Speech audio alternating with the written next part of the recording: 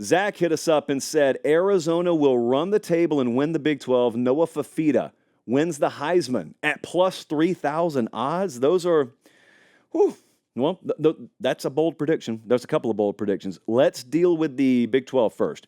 They have the fourth best odds, do the Arizona Wildcats, to win the Big 12.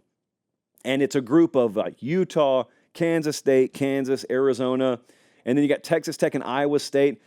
You got to go Oklahoma State, UCF, TCU, West Virginia. You go all the way. So that's 2, 4, 6, 8. They are 10 deep of teams where Vegas is basically saying, yeah, these teams legitimately could win this thing. Amazing. The Big 12, America's football conference. They got early tests at Kansas State and at Utah. And that Kansas State game's on a Friday night.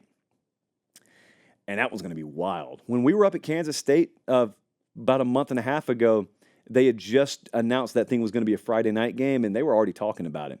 That Friday night Fox game is going to be pretty wild, especially that one. So if they get through those first two, then they're off to the races. And I think that Friday night game's crucial. So Fafita has the 14th best Heisman odds. That's the quarterback there. He's got the 14th best Heisman odds. You got to ask yourself, how many times is he going to be in the spotlight? Jalen Milroe or Carson Beck or like even Will Howard, those guys will be national TV every week. You won't have to struggle to find them. Will you be able to find Arizona games? Here's what's got to happen. That week 3 game, when they go to Kansas State, that's a standalone game. That's a Friday night game.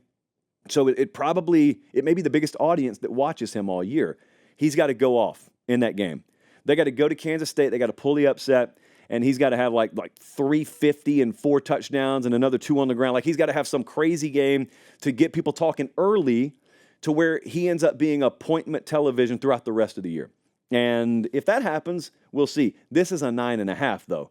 You got to have both of these things happen. So that's our second 9.5 in a row. This is a 9.5. If this goes down, Zach Poff gets a chalice of supremacy.